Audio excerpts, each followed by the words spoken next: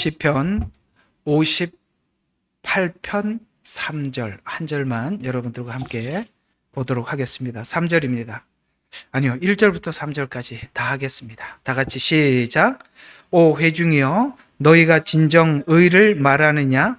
오 너희의 사람들이 아들들아, 너희가 바르게 판단하느냐? 정녕 너희가 마음으로는 악을 행하며 땅에서는 너의 폭력을 측정하는도다. 악인들은 모태로부터 벗어났으며 그들은 태어나면서부터 거짓을 말하며 곁길로 나가는 도다. 아멘. 우리가 인생을 살아가다 보면 누구나 악인을 만나기를 소망하는 사람이 누가 있겠습니까만, 우리가 살다 보면 악인을 만나기도 하고 우리 개인적으로 이런 사람들을 만나기도 하지만, 가끔씩은 인류 역사를 보게 되면 우리 악한 자들이 통치 아래서 신음하는 많은 사람들을 우리가 보게 됩니다. 특별히 우리가 생각해 봐야 할 내용이 무엇이냐면, 예수님이 이 땅에 오셨을 그 당시에 그 시기는 이 땅에 어느 때보다 가장 어두운 시기에 찾아오셨습니다. 종교적으로는 바리새인들이 그야말로 그저 사람들에게만 인정받기 위해서 성도들의 영혼들을 돌보지 않았었고, 종교적으로는 그랬었죠. 또 정치적으로는 헤롯이 통치하는, 성경은 이 헤롯을 사악한 여우라라고 표현할 만큼 여우 같은 이런 자가 정치를 하고 있던 그 시대에 예수님은 이 땅에 오셨습니다. 우리가 또한 살다 보면 이 정치라는 것이 우리하고 멀리 떨어져 있는 것 같아 보이지만, 우리 생활과 매우 밀접한 관계를 가지고 있음을 우리가 살다 보면 더 이상 좋아지지 않는 이유는 정치가 뭔가 개혁이 일어나고 변화되지 않는 한 우리가 더 이상 기대할 수 없는 세상이구나라는 것도 우리가 지울 수 없는 현실이기도 합니다. 오늘 시편 58편은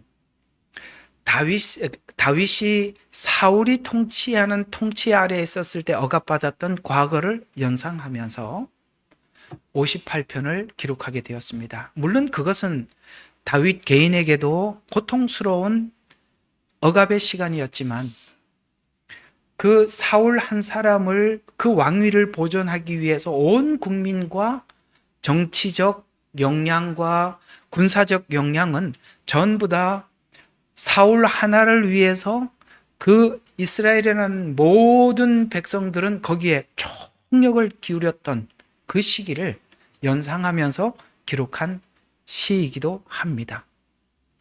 나아가서 우리가 한 걸음 더 나가서 보게 되면, 오늘 이 본문 읽었던 이 본문이 여기와도 함께 연합할 수 있는데요.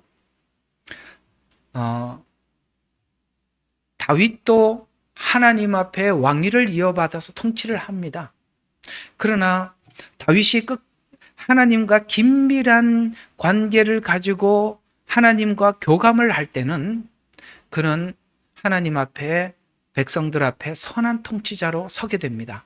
그러나 잠시 그도 이 밧세바와 간음한 사건에서 우리가 볼 수 있듯이 인간의 본성이 하나님과 연결과 관계가 끊어지는 순간, 잠시라도 그 마음을 놓는 순간 누구도 보장할 수 없다는 것을 본인도 확인하게 됩니다.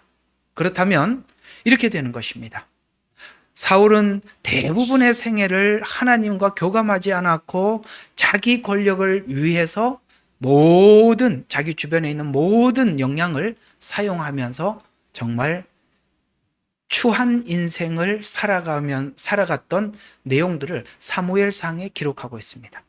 사무엘하는 다윗의 생애를 중점적으로 기록을 하고 있습니다만, 다윗도 하나님과 관계가 잠시 끊어져서 그 마음을 내려놓았을 때 이 밧세바와 간음한 사건을 통해서 자신이 얼마나 추한 이면을 가지고 있었는지를 다시 한번 우리에게 확인시켜 줌으로써, 우리가 오늘 이 내용을 함께 배우면서 경계를 늦추지 말아야 할 것은, 우리가 이토록 하나님과의 관계를 잠시라도 내려놓는 그런 시간을 우리가 가지게 된다면 우리도 얼마든지 우리 인간의 악한 본성으로 인해서 우리가 하나님 앞에 이러한 생활로 되돌아갈 수 있음에 대해서 우리가 함께 생각해 보면서 더 나아가서 오늘 이 제목처럼 악한 정치인의 등장은 이 모든 사람들에게 거짓과 폭력을 일반화시켜서 우리 마음속에 있는 원죄, 이 죄악을 다 드러낼 수 있도록 만들어 정말로 이렇게 어두워져가는 이 폭력과 거짓이 일반화되고 있는 이 세상을 왜 하나님께서는 그냥 두시는가? 아까 첫 서두에서 말씀드린 것처럼 예수님께서 이 땅에 오셨을 때가 가장 정치적으로 사악한 여우가 통치한 헤롯이 통치했던 그 시기였고, 그는 그야말로 또 다른 왕이 등장했다는 소식을 듣고 2살 나이 남자아이를 다 죽이라고 이야기할 만큼 잔인한 폭력성을 가지고 있었던 사람들입니다. 우리는 성경에서만 이런 사람들을 보는 것이 아니라 사실 우리가 실제 살아가면서 우리가 관찰을 해보면 이런 사악한 정치인들을 우리가 자주 만나게 될 뿐만 아니라 여러분 생애 속에서도 이와 버금가는 사람들을 만날 수 있다는 것입니다. 성경은 우리에게 이런 삶이 우리에게 있을 수도 있기에 하나님은 오늘 시편 58편을 통해서 그들을 우리가 어떤 시각으로 바라봐야 하고 그들을 향해서 어떻게 기도해야 하고 하나님의 그 공의로운 속성이 이 악한 자들을 어떻게 하나님께서 처단하고 해결하시는지를 알고 기도하면서 우리가 그 상황을 맞이해라 라는 차원에서 하나님께서 58편을 기록했다면 어쩌면 여기 오늘 이 시간 함께 참석하고 있는 여러분과 저는 모두가 다 지금 이런 시대를 살아가고 있을 뿐만 아니라 어쩌면 우리가 지금까지 보지 못했던 지도자를 만남으로써 오늘 이 말씀이 여러분에게 앞으로 이 세상을, 이 지도자들을, 이 정치인들을 어떤 시각으로 바라다 봐야 하며 또 오늘 여기서 기록한 대로 우리가 어떻게 그들을 기도하며 하나님 최후의 그들을 또 어떻게 마지막 인도하셔서 심판하실 것인가에 대해서 우리가 방향을 잡고 하나님의 관점으로 세상을 보는 지혜가 필요함에 하나님께서 오늘 이 58편을 기록했고 마침 우리가 이런 비슷한 상황을 맞이하고 살아가기에 여러분에게는 이 말씀이 큰 도움이 되리라 생각을 하고 함께 이 말씀을 나누어 보도록 하겠습니다. 자, 저번 주에 여러분들에게 말씀드렸던 것을 짧게 정리하고 지나가겠습니다. 정치는 하나님께서 하나님의 대리자로 세웠다라고 저번 주에 말씀을 드렸었죠. 정치하는 자들에게 요구하는 것은 하나님의 속성인 공의로 세상을 다스리라라고 하나님이 권리를 부여한 것입니다. 옛날에는 국민들이 이것을 부여하지 않았고 그저 그런 이렇게 세속적인 체제에 의해서 끊임없이 어떤 한 가문이 그 왕위를 이어가서 그나마 지금 저와 여러분이 살아가고 있는 이 세상은 그나마 민주정치라는 방식이 도입됨으로 인해서 우리에게는 그나마 우리의 국민들의 목소리를 낼 수 있다는 차원에서 사실은 과거와 빗대어 생각해 보면 우리는 많이 발전한 또 우리 목소리를 그나마 외칠 수 있는 시대를 살아가고 있는 것도 사실입니다. 자, 그런 차원에서 오늘 여러분들과 함께 이 내용들을 하나하나 살펴보면 오늘 이 시편 58편을 기록한 배경을 우리가 한번 생각을 해보면 이 내용을 우리가 조금 더 깊게 한마디 한마디를 음미해 볼 수 있거든요. 자, 그러면 이런 차원에서 오늘 58편을 접근해 들어가 보면 공의는 사라져가고 권력만 남용하는 자들에 대해서 겪는 괴로움을 호소하는 시로 쉽게 말해서 사울이 통치했던 그 시기이죠. 사울은 자신의 권력 유지를 위해서 권력을 사용하고 남용을 했죠. 이것이 이제 아까 말씀드렸던 사무엘상 이야기인데 우리가 사울의 생애를 한번 간략하게 그가 정치인으로서 왕으로서 어떤 생애를 살았는가 굵은 부분들만 짚어서 한 5군데만 보게 되면 사무엘상 13장에 보면 제사를 강행하죠. 주님 하나님께서 사무엘이 올 때까지 기다리라고 했지만 그는 그 시간을 기다리지 못했습니다. 그래서 하나님께서 이 왕위를 폐위할 것이라고 사무엘을 통해서 말씀하시죠. 여러분, 이것은 지금 블레셋은 가까이 오고 그 다음에 하나님의 제사장은 사무엘은 빨리 오지 않아서 자기가 자기 임의대로 제사를 집행했던 거거든요. 이건 왜 그러냐? 이스라엘은 신권 통치를 하는 나라입니다. 하나님의 허락하에서 하나님의 인도하에서 일을 해야 되는 그런 나라거든요. 그럼에도 불구하고 사울이 먼저 사무엘이 오기 전에 제사를 드렸던 그 마음의 내면에는 불안해서 나오는 행동입니다. 여러분, 이 통치자가 왜 불안하겠습니까? 국민들을 위한다면 불안하지 않겠죠. 국민들을 위한다면 뭐가 불안하겠습니까? 뭔가 대적이 있고 자기 적수가 있기 때문에 불안한 거 아니겠어요? 사실은 이 사울은 늘 했습니다. 누구 때문에요? 다윗 때문에 불안했던 것입니다. 그것은 뭘 이야기하느냐? 국민들을 위한 왕이 아니라 자기 왕위를 유지하기 위해서 불안했다는 것입니다. 오늘 우리가 나타나고 있는 이런 현상들은 왜 그렇게 하느냐? 지금 우리가 입법, 사법, 행정이 엉망진창이지 않습니까? 왜 그래요? 불안해서 그런 거예요. 왜 불안합니까? 자기가 지은 죄가 있기 때문에 그런 겁니다. 뭔가 자기가 권력을 유지하는 데만 급급하게 돼. 권력을 유지해서 자기가 필요한 것을 권력을 통해서 채우기 위해서 권력을 유지했기 때문에 자기가 했던 수많은 거짓, 속임수, 폭력, 거기에 많은 사람들이 상처를 입었을 거 아니에요? 그로 인해서 불안한 것입니다. 그래서 이 13장은 바로 사울이 얼마나 불안한 정치를 했는지를 바로 이 제사를 강행한 것이 그것이라고 그 정체를 밝혀주고 있는 것입니다. 사무엘상 16장에 보게 되면 불안과 두려운 자가 하나님의 영이 떠났을 때, 하나님과 관계가 끊어졌을 때 그는 자연스럽게 통제와 통역을 행사하더라고 16장에는 말씀하고 있고요. 18장에 가서는 다윗을 경쟁자로 여겨서 질투로 정치적인 판단은 모두 다 누구를 의식하고 다윗을 의식하고 정치적 판단을 내리더라는 겁니다. 오늘 우리가 하고 있는 이런 모든 입법, 사법, 행정들을 보십시오. 자신의 경쟁자와 자기의 자기의 모든 비밀을 알고 있는 상대에 대해서 모든 정치적 판단은 바로 자기를 지키기 위한 그런 것을 가지고 정치적으로 판결을 하고 판단을 하지 않습니까? 어쩌면 똑같은 상황을 성경이 그대로 우리에게 말씀해 주고 있는 거예요.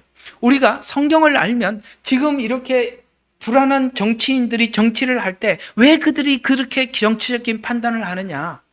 우리가 성경을 보면 그게 그대로 녹아져 있는 것입니다. 또 사무엘상 19장을 보게 되면 권력을 유지하기 위해서 다윗을 도운 제사장들을 학살하는 장면을 19장에 기록하고 있습니다. 학살, 폭력이라고 아까 말씀드렸죠. 왜 그들을 학살합니까? 바로 정권 안정의 장애물을 제거한다는 차원에서 하는 것입니다. 우리는 알게 모르게 많은 사람들에게 주변에 있는 사람들이 이렇게 자이든 타이에 의해서든지 이런 장애물들이 제거되는 것을 우리는 보고 있습니다. 또 사무엘상 28장에 보게 되면 그는 하나님께 묻지 않습니다. 물어봤자 불안하니까 더더욱 묻지 않습니다. 하나님께 물으면 하나님은 공의로운 대답을 하고 정직한 대답을 하고 진실한 대답을 하니까 하나님 앞에 묻는 것이 두렵습니다. 그래서 누구에게 찾아갔죠? 신접한 자를 찾아가서 묻습니다. 이런 모든 일련의 행동들은 바로 사울은 국민을 위한 왕이 아니라 자기 권력을 지키기 위한 왕으로 등극을 해서 국민에게는 온갖 피해가 돌아갈 뿐만 아니라 그 적대적인 다윗에게는 정말 고통스러운 왕으로 그 평생 살아갔던 것을 봅니다.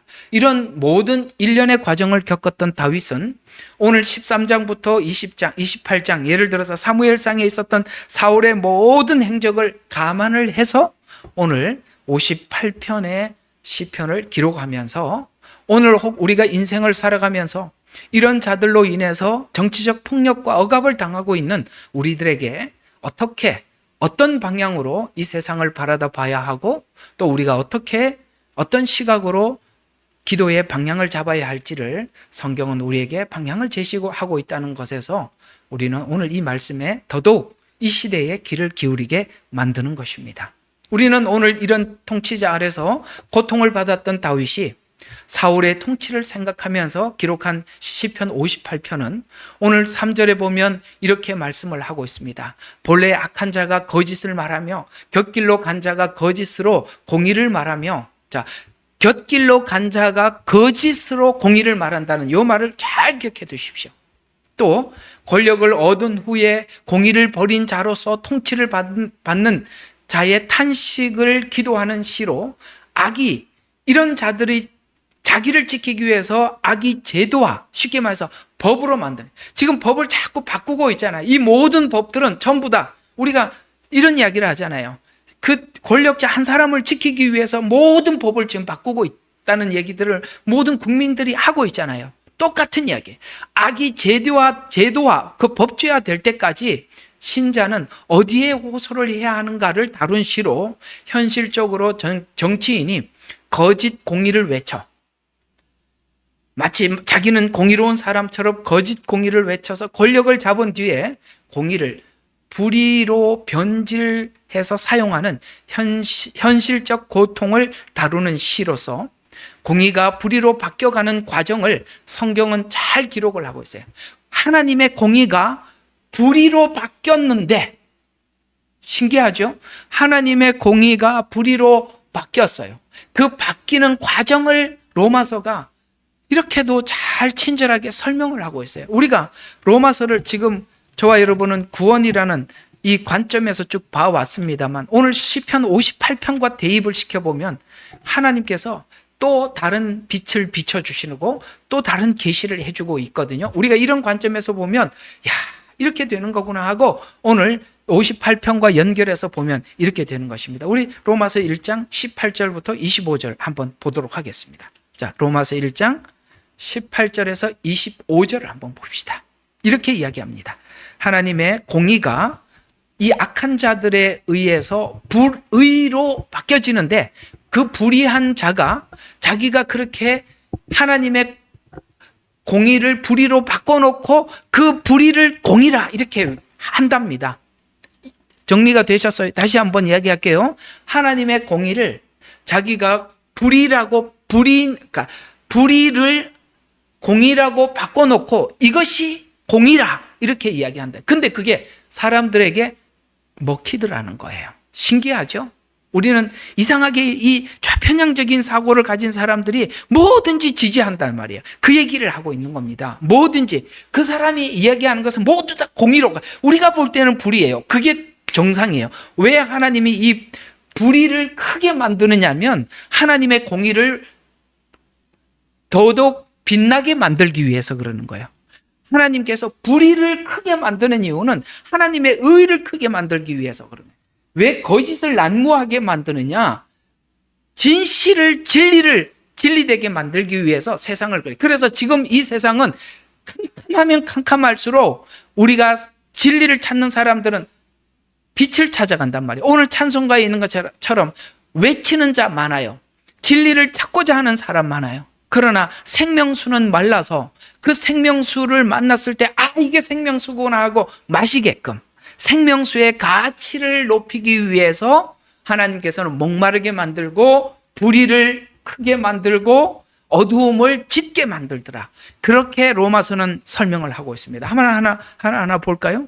하나님의 진노가 불의 가운데서 진리를 붙잡는 사람들의 불경건과 불의에 대해서 하늘로부터 계시되었거니와 이는 하나님을 알만한 것이 그들 속에 나타나 있기 때문이라. 하나님께서 그것을 그들에게서 보이셨습니다. 이게 무슨 말입니까? 하나님이 어떤 분인지, 어떤 의를 가지고 있는 분인지, 하나님의 공의가 뭔지 그들이 알고 있다는 거, 몰라서 그러는 게 아니라는 거예요.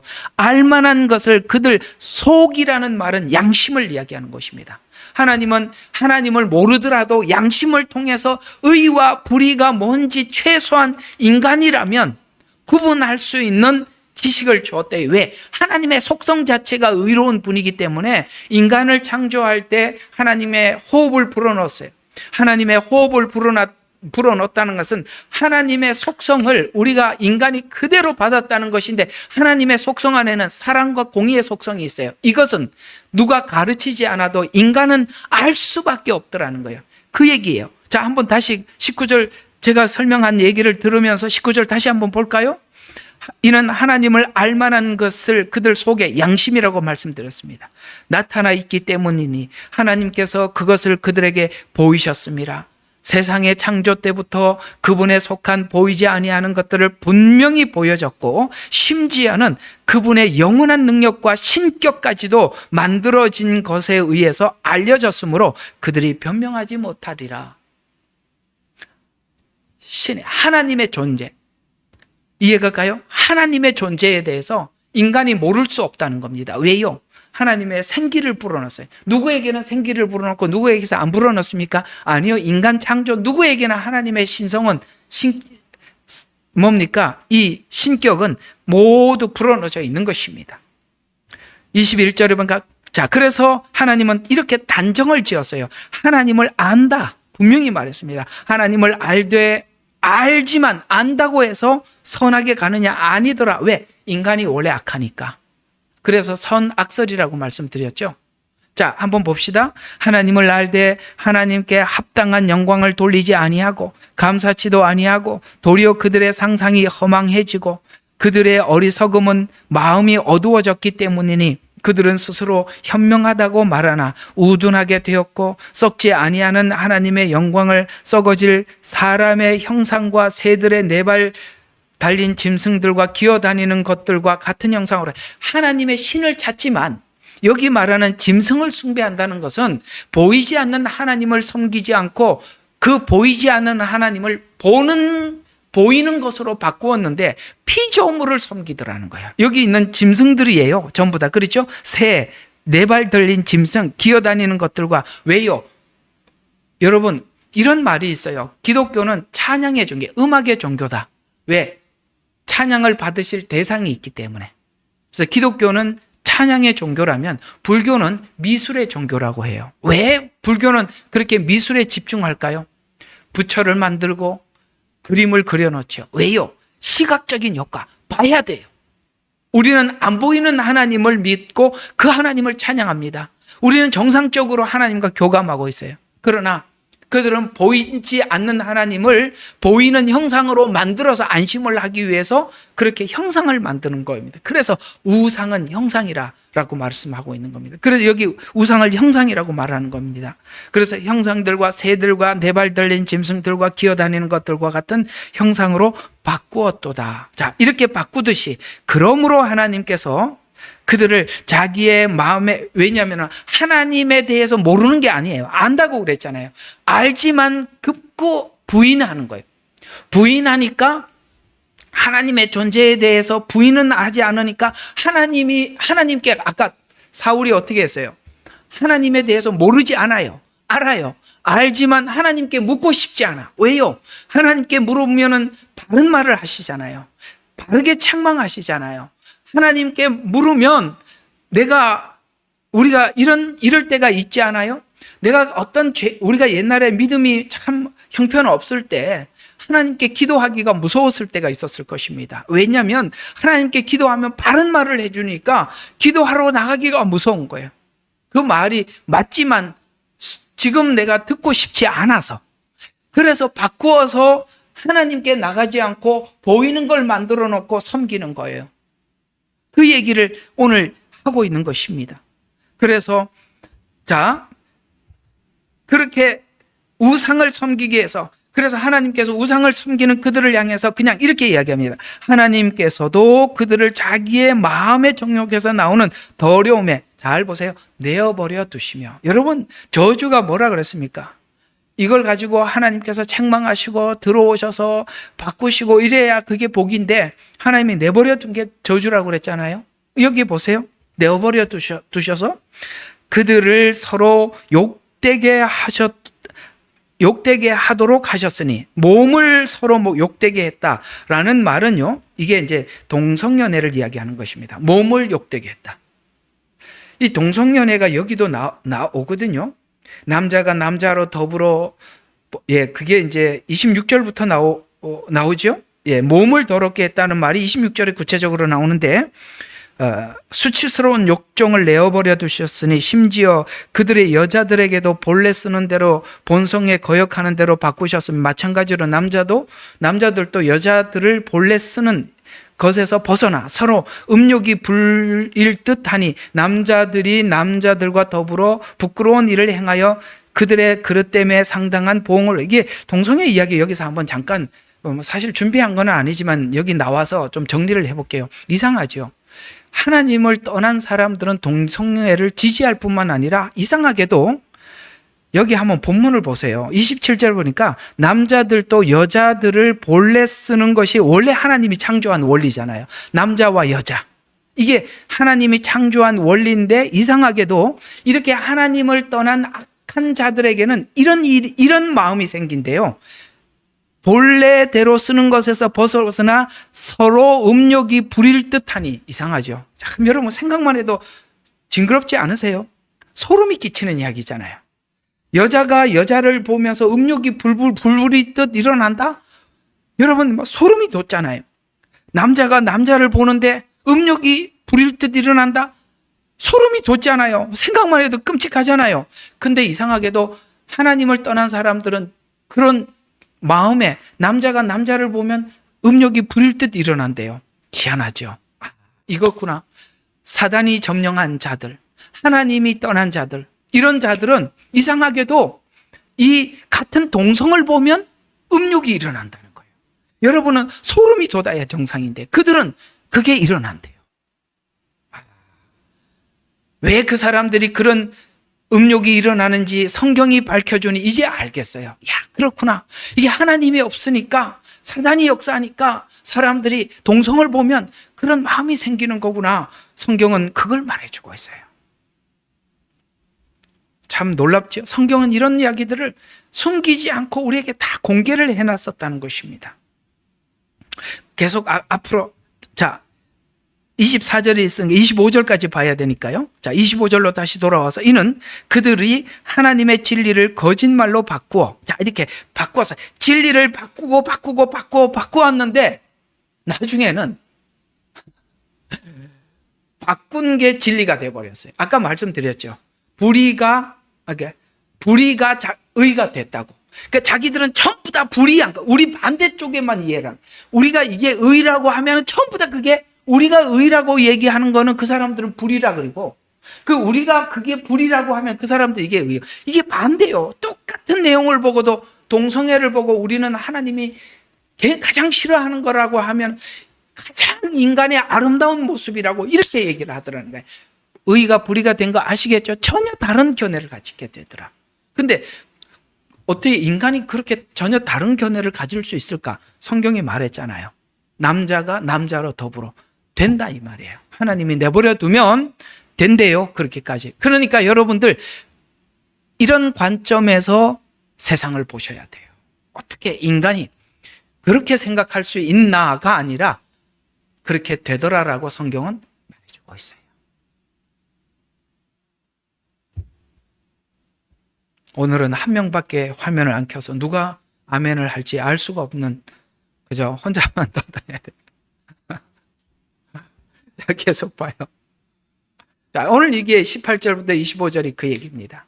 하나님의 기준의 공의를 인간의 기준으로 바꾸고, 이걸 뭘로 하냐면 인권이라는 이름으로 신권을 바꿔요. 공의가, 하나님의 의가 뒤집어졌다는 것이죠. 또 하나님의 공의를 인간의 악행의 정당함으로 바꾸고, 이제 나중에 이게 다 설명을 할 거예요. 라멕 이야기, 창세기 이야기 이런 속에서 다 설명이 되는 겁니다. 바꾸고 다 바꾼단 말이에요. 근데 바꾸었는데 완전히 뒤집어져서 그거를 이게 의롭다라고. 그러니까 참 이상해요. 이쪽 사람들하고 서로 이야기를 하면은 전혀 반대를 가지고 이쪽이 의라고 하는 거는 전부 다. 그래서 우리가 이런 말이 있잖아요. 저 사람들이 말하는 거 전부 다 반대로 생각하면 다 맞다고. 그 말이에요. 이상해요. 반대로 생각하면 다 맞아요. 그게 왜 그럴까? 성경에 나왔어요. 그렇다고. 또 하나님의 질서를 권력과 욕망의 질서로 바꾸는 정치를 하나님 뭐 했다고요? 내버려 두었다. 놀랍죠? 하나님, 우리는 왜 그걸 내버려 둡니까? 라고 했더니 오늘 여기 보니까 내버려 두었대요. 왜 내버려 두었을까? 왜 내버려 두었을까? 궁금하죠? 우리는 그걸 하나님께 묻고 싶어요. 하나님, 왜 이런 불의한 세상을 내버려 둡니까? 하박국이 묻죠. 하나님, 너무나도 불의합니다. 이 상황을 왜 두고만 계십니까? 자, 왜 내버려 뒀는지 이렇게 성경은 말하고 있습니다. 자, 제가 이렇게 성경에 있는 정리들이에요. 인간의 악행을 하나님께서 적극적으로 막지 않고 내버려 둔 이유가 첫 번째, 우리가 그런 말이 있어요.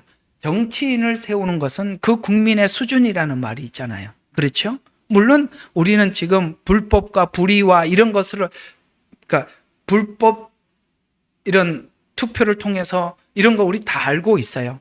그러나 그걸 우리가 인간들이 전부 다 의롭고 정의로운 사람들이 있다면 거기에 동조했던 사람들이 없었을 거고, 그걸 동조하지 않았더라면 이렇게까지 오지 않았을 거예요. 근데 왜 동조했겠어요? 또 거기 동조하는 사람들이 자기 이익을 위해서 동조하지 않았겠어요? 그걸 하나님이 적극적으로 막지 않고 내버려 뒀다는 거예요. 왜요? 이렇게 망가져가는 질서를 통해서 선택한 질서의 가치, 우리가 말하면 투표라고 표현하면 좋겠죠? 그 사람을 선택한 것에 대해서 우리가 스스로 맛보게 하려고 하나님이 내버려 뒀대요. 맛보게 하려고. 또 인간의 선택은 자기 가치만큼은, 내가 불의하면 불의한 지도자를 세웠듯이 인간의 선택은 자기 가치만큼 하는데, 그것은 자기 안에 공의가 없음을 확인시켜. 공의가 없다는 게, 공의가 없으니까 그 악한 사람의 말에 그 말이 전부 다 불의하고 거짓말인데 그걸 속아 넘어가요. 왜 속아 넘어갑니까? 진리 안에 서 있는 사람은 사람이 거짓말하는 것을 캐치해낸단 말이에요. 찾아낸단 말이에요. 그러나 본인이 거짓스러우니까 그 거짓을 찾아내지 못하는 거예요. 그것이 바로 인간의 선택은 자기 가치만큼 하는 거예요. 자기 수준만큼 하는 거예요. 자기 안에 공의가 없음을 확인시켜 그 악한 지도자로부터 억압을 받는 구조를 하나님 내버려 둔다는 거예요. 너의 가치가 이만큼 하나님의 절대적 가치에서, 진리에서 떠나 있다. 그 진리에서 떠난 사람들 통치자 아래 두어서 그 고통을 맛보게 만드는, 그게 바벨론 포로 생활이죠. 하나님께서는 이스라엘을 하나님의 율법이라는 공의로 통치를 했었어요. 그걸 이스라엘 백성들이 거부를 하자 그야말로 막무가내 같은, 정말 절대적 가치도 없고 자기 마음대로 사는 이런 느부갓네살 왕에게 붙임으로 인해서 하나님의 공의가 없는 무질서한 자기 탐욕 아래, 탐욕을 가지고 통치하는 그 통치자 아래 이스라엘 백성들을 억압받도록 내버려 두어서 억압받는 고통을 통해서 자신의 선택과 가치에 대해서 후회하고 회개할 기회를 주기 위함이에요. 그래서 내버려 두는 시간이, 그러나 우리가 오늘 우리 하나님 앞에 안심을 하는 것은, 이렇게 내버려 두사라고 로마서 2장에는 말을 하고 있지만 이 내버려 두는 시간이 무한정 있지는 않더라라고 오늘 이 느부갓네살 왕이 보여준 황금 우상의 비유를 통해서 하나님께서는 이 악행을 행하는 자들, 바벨론이라는 이 한 나라의 시간을 정해놓고 아수르라는 한 악행자를 또 등장을 시켜놓고 또 그 시간을 정해놓고 로마를 하나님의 시간을 정해놓고, 이런 것처럼 무한정이 아니라 하나님이 시간을 정해놓다. 국민들이 전부 다 깨어날 때까지, 회개할 때까지. 그래서 여러분, 이 바벨론과 아수르나와 로마는 전부 다 이스라엘이 각성하는 각성제로 썼더라는 거예요. 하나님이 없는 인간의 폭정을 체험하게 하시기 위해서 오늘 로마서 2장은 구약과 연관시켜 보면 하나님께서 그래서 그 시간을 그걸 이스라엘 백성들의 그런 상황을 내버려 두셨구나라는 것을 알 수 있습니다.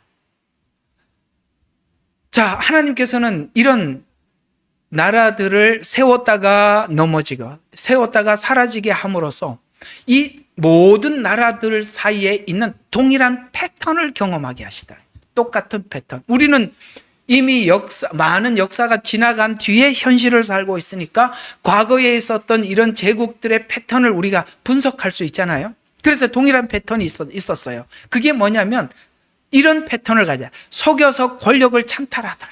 여러분, 모든 인간의 세계 왕들은 대부분이 그래 왔어요. 속이고 권력을 찬탈하고, 그리고 찬탈하고 난 뒤에 구조를 튼튼하게 짜죠.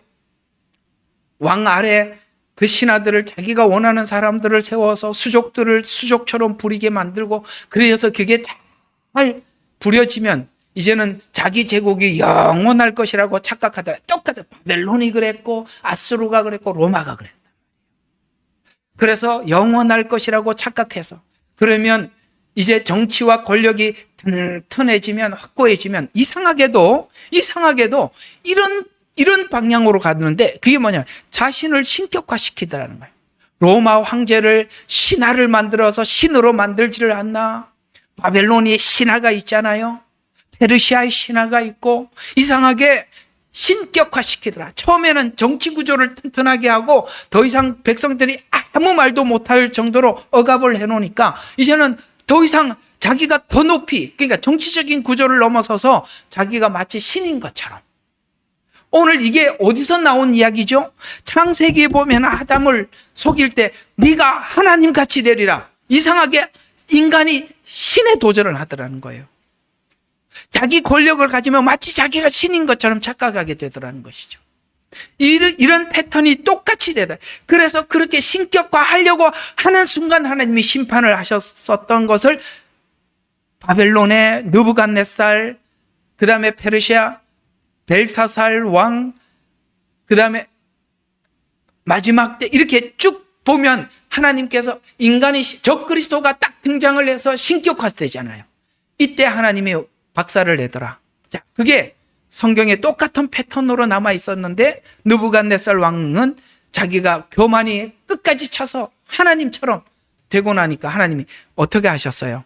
그렇습니다. 짐승처럼 낮아지게 만들더라. 참 놀랍지요?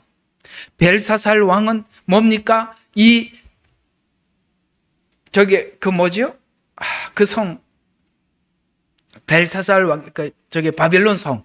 그 성이 너무나도 견고해서 이 페르시아가 치러 왔을 때 아무 일도 없을 것이라고 그날 적군들이 성을 둘러쌌을 때 술 파티를 하고 있었어요. 그때 그 문이 열려서 완전히 그날 하루 만에 멸망을 했죠. 요걸 그대로 요한계시록에는 그대로 인용을 했습니다. 하루 만에 멸망을 했다는 사실을 성경은 그대로 인용을 했습니다. 마지막 때 똑같습니다. 이제는 모든 시스템 구축을 하고 적그리스도가 이제는 자기가 숨어 있다가 이제는 등장을 합니다. 사람들에게 이렇게 나타납니다. 이럴 때 사람의 손으로, 이게 뭡니까? 사람의 손으로 이렇게 자기를 신격화시켜서 만들었다는. 그러나 사람이 만들지 않는 돌이 우상을 깨트리듯이 하나님은 정치를 통해서 국민을 깨닫게도 하시지만 정치를 통해 구원하지 않고 하나님이 직접 심판하셔서 이 악한 자들은 시스템을 통해서 자기를 신격화시키지만 하나님은 그렇게 할 필요가 없는 것이, 그분은 만왕의 왕이요 신중의 신이요 만왕의 왕이요 우리의 구주가 되시는 그 왕중왕이기 때문에 그렇습니다. 그분은 일부러 자기를 신격화시킬 필요가 없어요. 인간은 그럴 수밖에 없어요. 자기를 신격화시키는. 그래서 로마 신하라 이런 신하들을 보면 지저분하고 더럽기가 짝이 없어요. 왜요? 그 신하들의 내용이 더러운 것은 인간의 마음이 더럽다는 겁니다.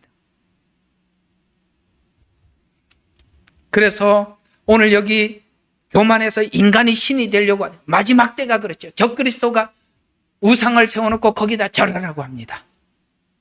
똑같은 패턴, 구약에 있는 패턴과 똑같은 패턴이 그 시간이 적그리스도가 망가지고 멸망하는 시간인데 그것을 그러니까 요한계시록 18장에 잘 담고 있습니다. 이참에 이 적그리스도가 무너지듯 악한 자들이 무너지는 이 마지막 때를 우리가 한번 살펴볼 필요가 있는 요한계시록 18장 보도록 하겠습니다. 성경을 다 펴시고 자, 하나 여기 성경 절수 있는 대로 다 읽어봐야 돼요. 자, 18장 10절 다 같이 시작. 그들은 그녀가 당하는 고통이 두려워 멀리 서서 말하기를 슬프도다 슬프도다 큰 성 바벨론이여 견고한 도성이여 일시에 너의 심판이 임하였도다. 아멘. 멀리 서서 슬프도다 큰 도성이여 큰 도성 바벨론이여 견고한 도성. 두 가지를 해요. 큰 성이라고 말하고 견고한 도성이라고 말합니다. 지금 우리가 만들고 있는 이런 모든 적그리스도의 시스템들 거대하지 않습니까? 세계가 하나로 만들어지고 통일화시키고 있어요. 블록체인으로 묶고 뭡니까? 경제가 묶이면 자연스럽게 정치가 묶이게 되어 있어요. 이런 묶고 있지만 그런데 놀랍고 일시에 너의 심판이 임하였도다. 그렇습니다. 느부갓네살 왕이 교만할 때 하나님께서는 그 순간 그를 짐승처럼 만들었습니다.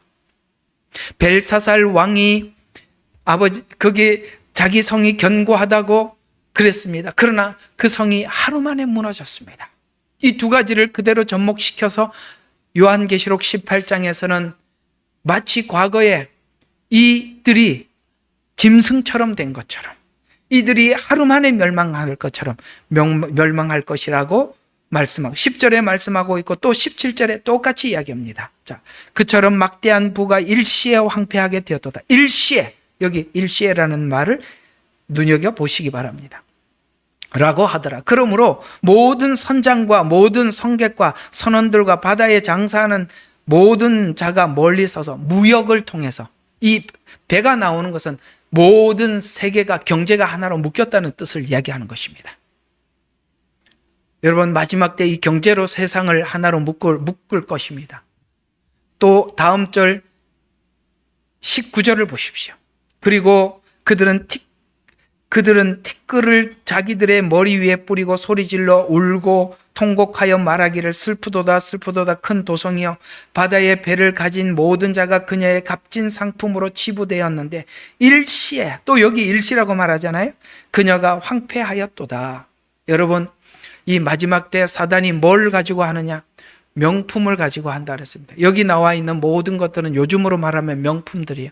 여러분 요즘들은 우리가 아무거 써도 되는데 사람들은 이제 뭘 쓰다 보면 물건에 이제 더 이상 물건에 워낙 흔하다 보니까 이제 뭔가를 갖는 게 소원이 아니라 어떤 물건 하나를 갖더라도 명품을 가지려고 한단 말이에요. 그걸 가지고 장사꾼들이 그렇게 사람들의 영혼을 샀대요. 요즘 애들 정말 참 언제 한번 텔레비 나오는데 그 젊은 학생들이 고등학생들이 세상에 이게 그 성매매를 하는 곳에 가서 취재를 하면서 여고생들에게 물어봤어요. 왜 그렇게 하니? 라고 물어봤더니 그 명품 요즘 유행하는 거 그거 하나 사려고 그런다는 거예요. 참 신기하죠? 그렇게 사람들이 이게 마지막 때는 사람들이 명품에 그러니까 우리 여기 이제 호주 가면은 호주에는 이렇게 여러 마트가 있는데 우리가 이렇게 그거 어디서 샀어라고 물었을 때 K마트에서 샀어 그러면은 우리는 다 압니다. 어디 싸구려 하나 그냥 그게 그냥 대충 하나 샀구나 중국 제품 이렇게 생각하거든요. K마트 그러면 사람들이 이거 어디 싼 거 하나 사왔구나 이렇게 생각을 하거든요. 우리는 지금 거기 가도 싼 물건을 얼마든지 내가 필요한 걸 구입할 수 있어요. 그런데 사람이 지친단 말이에요. 한 옷을 하나 입어도 명품, 뭘 하나 사도 명품. 이게 사단이 영혼들을 사기 위해서 돈에 미치게 만들기 위해서 명품을 만들어서 사람들에게 그 영혼을 샀다라고 성경은 여기 요한계시록에 그걸 말해주고 있는데 우리가 거기에 속아서 또 우리가 그리스도인들이 또 명품에 빠진다면 여러분들은 분명히 사단이 만드는 추술에 빠져버리는 겁니다. 알았습니까? 아멘도 안 하는 거 네. 보니까 계속 할 거예요? 명품을 가지고 사람들을 유혹했다라고 분명히 말하고 있습니다. 그 다음 또 21절을 보시면 이렇게 말씀하고 있어요. 그러자 힘센 천사가 큰 맷돌 같은 돌을 들어 바다에 던지며 말하기를 큰 도성 바벨론이 이처럼 세차게 던져져서 결코 다시는 보이지 아니라. 세차게 던져져. 여러분, 맷돌을 깊은 바다에 던지면 두 번 다시는 떠오르지도 않고 보이지도 않는 겁니다. 여러분, 이런 구조는 더 이상 나타나지. 하나님께서 완전히 깊은 바다에 던져서 더 이상 나타나지 않도록 사람들의 마음을 유혹하지 못하도록 하나님이 던져버리겠다고 말씀합니다. 여러분, 이 던져질 걸 가지고 그렇게 목마르게 살 필요는 없어요. 23절 또 하나 봅시다. 또한 촛불의 빛도 결코 더 이상 내 안에 비치지 아니할 것이며 신랑과 신부의 음성도 결코 더 이상 내 안에 들리지 아니할 것이니라. 이는 상인들이 땅의 귀인들이었으며 내 마술, 아까 그 마술이 아까 말한 명품을 이야기하는 겁니다. 그러니까 여기다 적어놓으세요. 마술이란 사람들을 속이는 명품을 이야기하는, 모든 민족들이 미혹돼, 상업을 통해서 사람들이 미혹되더라 라고 말을 하고 있습니다. 성경은 아주 또 친절하게도 사단이 무엇을 가지고 우리 영혼들을 미혹하는지를 친절하게 잘 설명해요. 오늘 이 말씀을 오늘 잘 기억해 주기 바랍니다. 아무리 뭔가를 갖고 싶어도 여러분, 주님 오셔서 재림하셔서 심판하시면 아무것도, 여러분, 전도서가 말씀하고 있잖아요. 우리가 빈손으로 와서 빈손으로 가는 겁니다. 욥이 그렇게 고백을 하죠. 우리가 하나님 앞에 빈손으로 왔은 즉 빈손으로 돌아갈지니라. 여러분, 분명히 여러분의 인생이 빈손으로 간다는 걸 잊지 마십시오. 아무리 뭐 하나도 여러분들이 가지고 갈 거 하나도 없습니다. 자, 위의 내용을 우리가 정리해 볼 필요가 있어요. 지금까지 쭉 설명했던 거 정리해 볼 필요가 있는데, 성경은 이런 과정과 결말을 잘 정리해 두었어요. 자, 로마서 다시 1장으로 갑니다. 자, 우리가 왜 이렇게 악한 자들이 이렇게 권력을 가지려고 하느냐? 자기가 그 권력을 통해서 자기가 원하는 걸 가지려고 했던 거거든요. 아까 우리가 쭉 읽었던 내용 안에서 우리가 24절부터 28절을 조금 더 보면 구체적으로 나옵니다. 그러므로 하나님께서 그들의 자기들의 마음의 정욕에 따른 더러움에 마음의 정욕을 막 발산을 할 때 그냥 내어버려 두사 서로의 몸을 욕되게 하셨으니, 이는 그들이 하나님의 진리를 거짓말로 바꾸어, 아까 말한 공의를 불의로 바꿨다 이 말입니다. 거짓말로 바꾸어 피조물을 창조주보다 더 경배하고 섬겼습니다. 하나님은 영원토록 찬양 받으실 분이로다 라는 말은 신자들이 가는 길입니다. 이해가 가십니까? 신자들은 영광이 하나님께 돌아갈 뿐입니다 라고 말을 하는데, 불신자들은, 악한 자들은 영광을 누가 받으려고? 자기가 받으려고. 이 부분에서 서로가 똑같은 상황을 보고 권력, 탐욕, 욕심 이런 것들이 내 앞에 있을 때 갈라지는 것입니다. 우리는 모든 영광이 하나님께 돌아간다는 사람만이 거기서 빠져나올 수 있고, 그렇지 않으면 거기에 모두 함몰될 수밖에 없지 않냐. 1장 32절입니다. 그들은 이 같은 일을 행하는 자들의 마땅히 죽음에 처해야 한다는 하나님의 심판을 몰라서 그런 게 아니라 알면서도 이 같은 일을 행할 뿐만 아니라, 본인이 그렇게 한대요. 이 같은 일을 행할 뿐만 아니라 뭐를 한다고요? 이런 일을 행하는 자들을 좋게 여긴다는 말은 합법화 시킨다는 겁니다. 합법화. 그래서 법제화 시켜서, 동성연애 합법, 이렇게 합법화 시켜서 그렇게 좋게 여기네요. 그래서 32절은 이런 이야기입니다. 하나님께서 이런 자들을 심판한다는 것을 몰라서 그러는 게 아니라 알아도 그렇게 하더라는 것을 아시기 바랍니다. 이상하게도 이 악한 정치인들 중에 너무나도 크리스찬들이 많아. 네? 아무개 교회 장로라는 인간이, 이게 인간도 아니고 쓰레기예요, 쓰레기. 네? 권사라는 인간이. 나는 그게 너무 신기해요. 놀랍지요. 하나님의 심판을 몰라서 그런 게 아니에요. 가인 가인의 후손이 라멕입니다. 라멕의 후손이 노아의 자손, 노아 때 심판받을 자들이 그렇게 대중화되는 거예요. 출발이 누군지 아십니까? 가인이에요. 가인의 열매가 라멕이에요. 라멕의 열매가 노아 시대 때 그 수많은 사람들이에요. 하나님이 모아서 쓸어버리는 겁니다. 이상하게 그들은 하나님의 심판을 모르는 게 아니에요. 알면서도 오늘 여기 32절에 그러잖아. 이 같은 일을 행하는 자들이 마땅히 죽음에 처해야 된다는 하나님의 심판을 알아도 이 같은 일을 행할 뿐만 아니라 이런 행하는 사람들을 같이 그 그룹이 생길 뿐만 아니라 법제와 불의를 의로 둔갑해서 불의가 전부 다 합법이 돼버려요. 그렇게 해서 좋게 여기느니라 라는 말은 그렇게 법과 제도를 바꾸어서 만들더라. 그러면서 항상 그러니까 하나님의 법보다 인간이, 그래서 이상하죠? 옛날에 전에 있던 대통령이 그런 말을 했어요. 사람이 우선이다. 인권을 이야기하는 것입니다. 그 얘기는 뭘 이야기하려고 그러냐면은 그 인권으로 하나님이 말씀하신 그 신권들, 오늘 여기 성경에서 말하고 있는 진리의 가치들을 인권이라는 이름으로 다 뒤집어서 불의를 의로 둔갑을 시키기 위해서 인권을 내세운 겁니다. 자, 그러면 이렇게 이야기해요. 하나님의 심판을 알면서, 그리고 하나님이 그들에게 알게 해놓고도 내버려 둔 세 가지가 뭐냐면은 정욕에 내버려 뒀다, 부끄러운 욕심에 내버려 뒀다, 상실한 마음에 내버려 뒀다, 이렇게 말씀하고 있어요. 이건 뭘 이야기하느냐면 정욕인 개인이에요. 모든 정욕에 대해서 사람들이 하나님이 권력자를 세우는 이유는 인간의 마음속에 나타나는 수많은 죄의 발동, 정욕을 공의라는 일, 이게 진리지 않냐, 이렇게 하면 안 되지 않냐라는 것을 제어하도록 하나님의 공의로 그 권력을 줘서 제어하도록 뒀더니 세운 그놈이 정욕의 왕이야. 세운 그놈이 정욕의, 이게 뭐라고 표현해? 하여튼 최고봉이야. 그래서 정욕, 그 사람의 그 개인적인, 그래서 부끄러운 욕심에, 그러니까 사회적인 합의, 그러니까 그 악한 그 악행들이, 악한 성품들을 마음껏 발산하다. 왜요? 리더가 악하니까.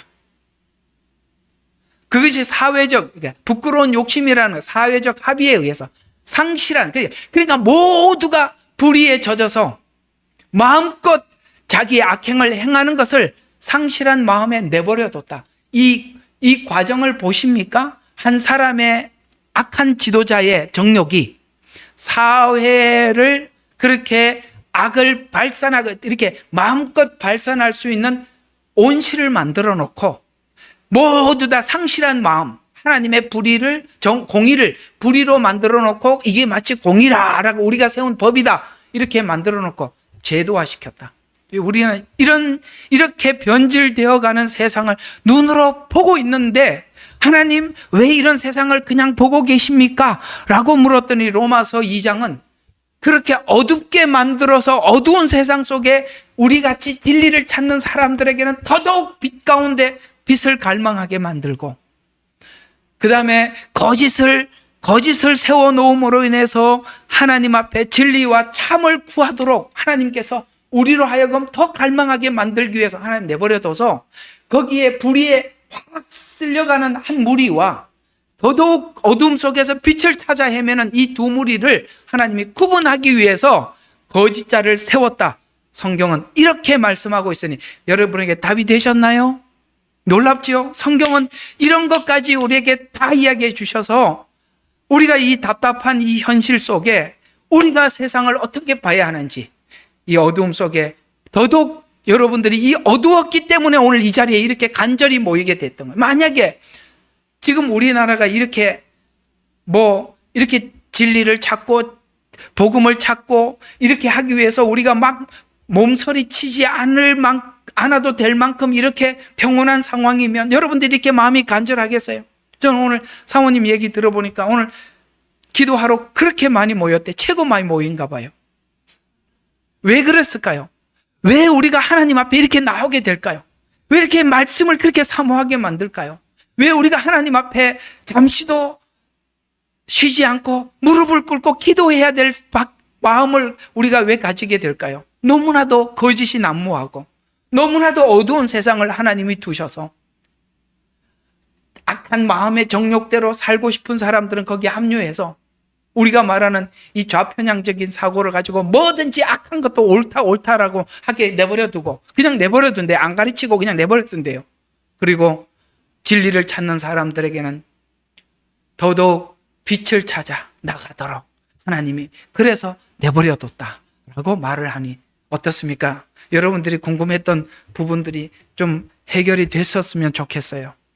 이러한 인간의 내면의 성향에 대해서 선과 악의 정서를 라멕과 노아 시대를 통해서 이미 말씀하셨는데가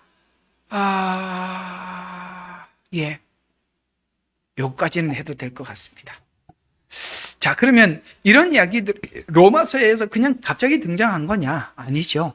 성경에 그런 이야기가 쭉 설명이 되어져 있었습니다. 그게 어디냐면 참 아깝네. 이걸 들어가자니 하다가 말 것 같고 절대 이게 끝날 것 같지는 않은데요.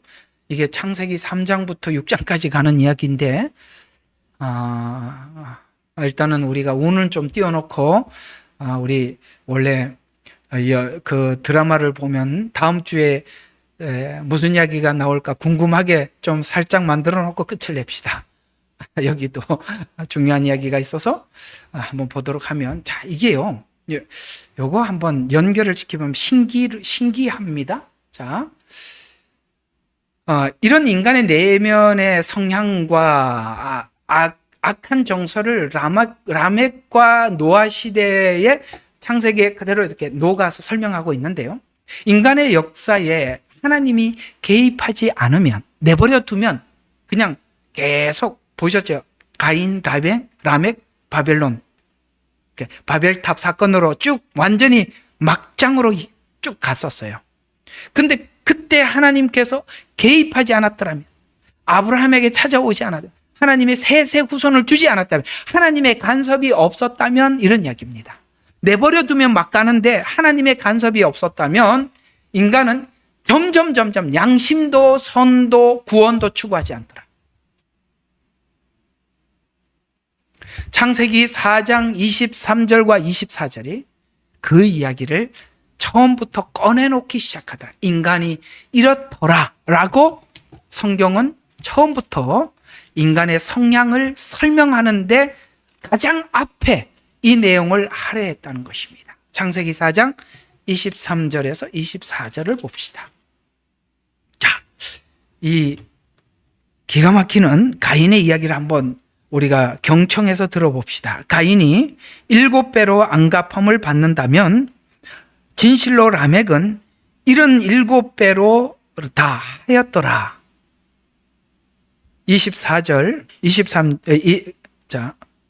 23절부터 다시 한번 봐요. 라멕이 아내들이여, 이거 뭐가? 일부 다처제죠. 이 인간 참 자기 마음대로 살죠. 아담과 하와를 창조했다 그랬습니다. 근데 아내들이여 그러면서 많은 여자가 부인들이 있는 거예요. 복수라고 나와 있어요. 말하기를 야다여 신라여 내 음성을 들어라. 너희 라멕의 아내들이여 내 말에 경청하라. 나의 상처 때문에. 여러분 이 말은 참 많은 생각을 하게 합니다. 정말 내가 사람 이름 뭐 굳이 말 안 해도 여러분들 다 아시겠지만 이분이 항상 이 인간이 그런 이야기를 해요. 자기가 자라면서 받은 상처 때문에 상처 이야기를 많이 해요. 아무개 우리가 이렇게 대통령이라고 하는 그 사람 말이죠. 과거의 상처를 자꾸 이야기해요. 오늘 이 라멕의 이야기를 한번 들어보세요. 나의 상처 때문에 내가 사람을 죽였고 나의 상함 때문에 청년을 죽였도다. 내가 자라오면서 사람들부터 상처가 많아서 그 상처에 대해서 사람이 이상하게 그 상처가 은혜로 갑옷을 입는 경우가 있는가 하면 상처가 이렇게 괴물을 생산할 수도 있는 겁니다. 라멕 같은. 그래서 그 부인들에게 사람을 살인을 해놓고 자기 살인이 다른 사람들의 상처 때문이라고 자기의 이 불의와 폭력과 살인을 정당화하고 있다는 거예요. 그래서 자신이 사람을 죽인 사건을 가인을 심판했던 공의를 마치 그래서 하나님께서 가인을 보호한 것처럼 나도 내 상처 때문에 어쩔 수 없이 사람을 죽였다는 것은 하나님이 아시고 가인을 보호하듯이 나도 보호한다. 하나님이 나를 위한다. 이렇게. 와, 이런 궤변이 어디 있어요? 그래서 이렇게 이야기합니다. 만약에 나에게 태클을 걸면 가인은 7배로 안갚음을 받는다면 진실로 라멕은 1은 7배. 이거 어디서 신약에서 나온 이야기죠. 1은 7번 용서하라는 똑같이 전혀 다른 데 사용한다는 거예요. 누구는 용서로 쓰고 여기는 보복으로 쓰더라는 거예요. 신기하죠? 똑같은 말씀을 이상하게 악한 자들이 쓸 때와 선한 자들이 쓸 때 전혀 다르게 쓰더라는 거예요. 이렇게 내가 폭력을 사용하고 살인을 한 것을 공의롭다라고 정당화해서 마치 이렇게 둔갑하는 거거든요. 뭘로 어떻게 둔갑을 하느냐면 마치 피해자가 가해자로 전환이 되고요. 폭력과 살인이 정당하다고 외치고요. 공의를 자기 보호를 위해서 사용해서 자신은 뭘 말해도 공의로운 것처럼 나는 이상해. 전부 다 거짓말인데 전부 다 그게 그 사람 말이 옳대. 성경에 다 나와 있어요. 똑같아 라멕하고. 이게 뭐냐면은 악의 흐름이라는 게. 사단의 흐름이라는 거예요. 사단이 하는 방법을 그대로 하고 있는 것은 이 사단의 모습을 그대로 다 보여주고 있는데 거기에 동조하는 것은 같은 영일 수밖에. 이게 우리가 아무리 분석을 해도 이거는 영적인 문제라는 거예요. 공의를 자기 보호를 위해서 사용하는 마치 자기를 공의로운 자처럼 포장해서 외치는 말이 이렇게 이야기를 하잖아요. 여러분 이야기 들어본 적이 있을 게 목적을 위해서는 수단은 모두 정당하다. 이게 라멕이 외치는 거예요. 내가 상처를 받아서 그래서 내가 상처에 대해서 보복을 하는 것은 정당하다. 이 정당성은 오늘 여기 라멕이 외치는 폭력이 정당하다. 선동도 정당하고 거짓도 정당하고 숙청을 하고 살인을 하는 것도 정당하다. 라고 말을 하는데 2장까지 그러니까 로마서 1, 2장이 그걸 말을 해놓고 3장에 가서 우리에게 질문을 하는 거예요. 누구에게? 우리에게 질문을 해요. 우리에게 했던 질문들을 한번 볼까요? 여기 우리가 조금 법에 관심을 가지고 있고 하나님의 공의에 관심을 가지고 있으면 하나님께서 이 질문을 우리가 귀담아 들을 필요가 있는 건데 요거까지 한번 해봐요. 로마서 3장까지 해봐야 돼요. 로마서 3장 5절과 8절에서 앞에 이런 폭력들에 대해서 사람들이 폭력을 정당화하고 하나님의 공의를 다 뒤집어 놓고 그것을 불의를 의롭다고 하고 하나님께서 그걸 내버려 두고 그렇게 했어요. 그러면 우리 믿는 우리들, 진리를 찾는 우리들은 너무 간절하지요. 그때 하나님은 우리에게 질문을 하면서 2장에 있는 사람들에게 반박하는 이야기가 로마서 3장 5절과 8절에 이렇게 말하고 있습니다. 한번 볼까요? 로마서 3장 5절과 8절 요거까지 좀 보고 지나갑시다.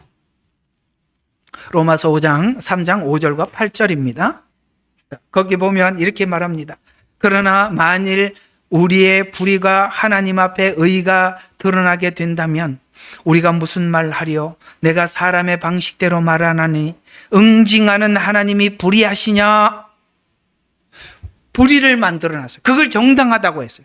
그걸 하나님께서 응징하라고 딱 나타나셨어요. 거기에 대해서 그게 오늘 여기 응징하시는 하나님이 불의하시냐 묻습니다. 그러면 보세요. 이 사람들은 지금 하나님의 의를 불의로 만들어 놓고 이게 의라고 뒤집어 놨어요.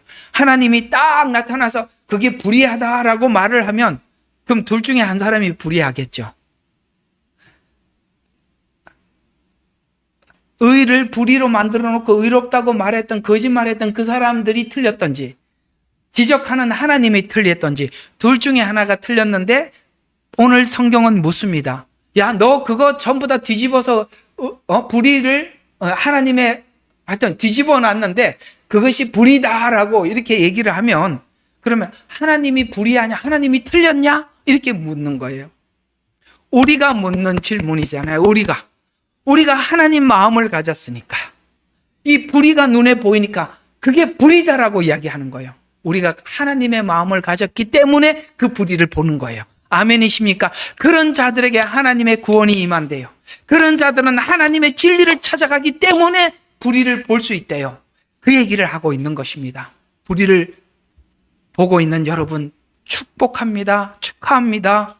우리도 하나님이 눈을 가렸더라면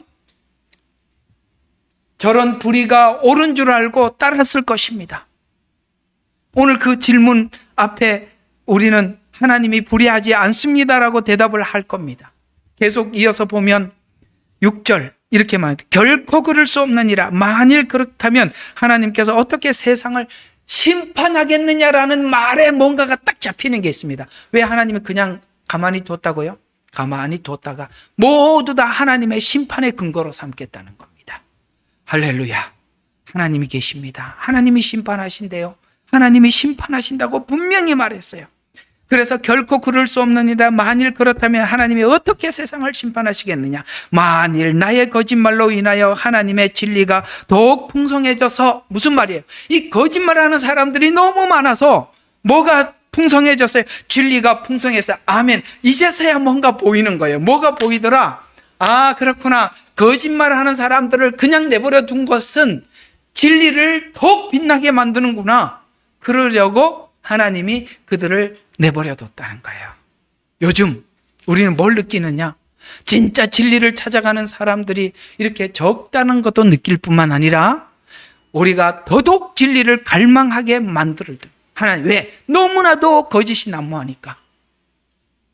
우리가 한동안 이런 착각도 한번 해요. 근데 여러분들에게도 제가 그런 얘기를 많이 들었어요. 모두가 이상하게 풀이를 가지고 옳다고 하니까 가끔씩 우리가 헷갈릴 때가 있더라고요. 내가 틀렸나? 아, 나도 그런 생각을 했다니까요. 근데 여러분들도 그런 생각을 했던 적이 있다고 저한테 여러분이 말씀을 많이 했거든요. 이상하다, 내가 뭐 잘못됐나 이런 생각이 들더라 라고 할 만큼 완전히 뒤집어져서 오늘 그래서 하나님 앞에 정신이 똑바로 박히고 진리를 제대로 붙잡고 가는 사람들은 뭐를 하더라? 나의 거짓말로 인하여 하나님의 진리가 더욱 풍성해져서 그의 영광이 되었다면 어찌하여 내가 죄인으로 여전히 심판을 받으리요? 차라리 내가 비방을 받고 어떤 사람이 우리가 말하는 것으로 확증한 것처럼 악을 행하여 선이 이루어지게 하고자 하지 아니하겠느냐? 이런 자들의 정죄는 당연하니라. 악을 왕성하게 만들어서 선을 더 빛나게 만드는. 그리고 거기에 따라가는 사람들은 하나님을 따를 마음이 없기 때문에 동조한 사람들이니 그들이 정죄받고 심판하는 것은, 받는 것은 당연하게 훗날 하나님 심판하실 때 그 심판의 근거가 당연하게 하기 위해서 그렇게 했다라고 말씀하고 있습니다.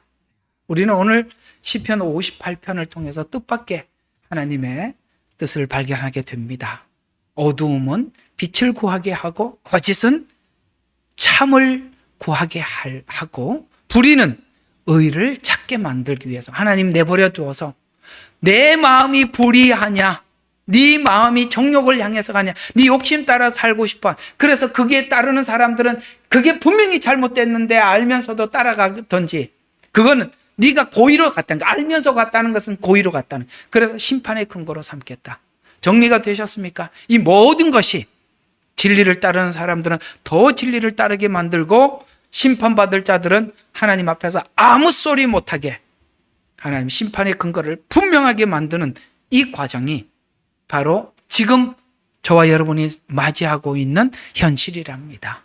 그렇다면 하나님께서 이제 이 상황을 허락한 이유가 뭔지 우리에게 방향을 잡아줬다면 여러분들은 이 이해 아래서 세상을 바라보고 현실을 바라보고 하나님의 뜻을 구하는 우리 사랑하는 주생명 선교교회와 예레미야 눈물교회 성도님들이 되시기를 바랍니다. 다음 주에 이 이야기를 창세기에서 좀 더 여러분들과 함께 한 번 더 확고하게 나눔으로써 지금 이 시대, 이 상황을 여러분들이 이해하는 데 도움이 되셨으면 합니다. 기도하고 마치겠습니다. 하나님 고맙습니다. 오늘은 시편 58편 3절 말씀을 가지고 로마서에 있었던 왜 사람들이 그렇게 하나님의 의를 다 뒤집어 불의를 의라고 거짓말하고 거기에 사람들이 거기에 따르는지를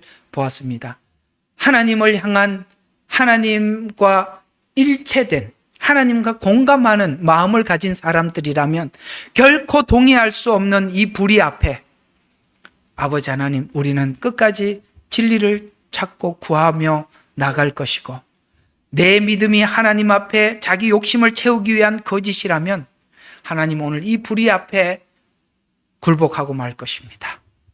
하나님, 이 어두운 세상을 준 것은 더 깊고 깊은 밤을 허락하신 것은 빛을 환하게 하기 위함이라고 말씀하셨으니 아버지 하나님, 이 시대에 더욱더 진리를 구하는 저희들이 되게 해 주시옵소서. 오늘 또 주신 말씀이 이 시대를 이해하는 데 큰 도움이 되도록 아버지 하나님, 각 심령에게 하나님 은혜를 채워 주실 줄 믿사옵고 예수 그리스도의 이름으로 기도드립니다. 아멘. 예레미야의 눈물은 시대에 맞는 말씀 선포와 변질되지 않은 순수 복음을 외치고 있습니다. 함께 연결되어 하나님께 예배드리며 이 마지막 때에 하나님께 쓰임받길 원하시는 분은 카카오 채널로 연락주시면 연락드리도록 하겠습니다. 고정 댓글에 채널 경고와 착제에 대비한 예비 채널과 제2채널 링크를 올렸습니다. 이 채널 또한 구독 부탁드리겠습니다. 감사합니다. 우리는 역사상 가장 중요한 시점을 지나고 있습니다. 하나님께서는 하나님의 일을 하시기 전에 사람을 준비시키셨음을 우리가 알고 있습니다. 하나님 말씀은 마지막 때에 대추수, 대부흥의 때가 있다고 분명히 예언하고 있습니다. 아멘. 하나님의 말씀이 그대로 성취될 것을 믿습니다. 예레미야 눈물은 잠자는 교회와 영혼을 깨우기 위해 노력하고 있습니다. 이 가슴 뛰는 일에 함께 하길 원하시는 분은 카카오 채널로 연락 주시기 바랍니다. 당신은 위대한 하나님의 사람입니다.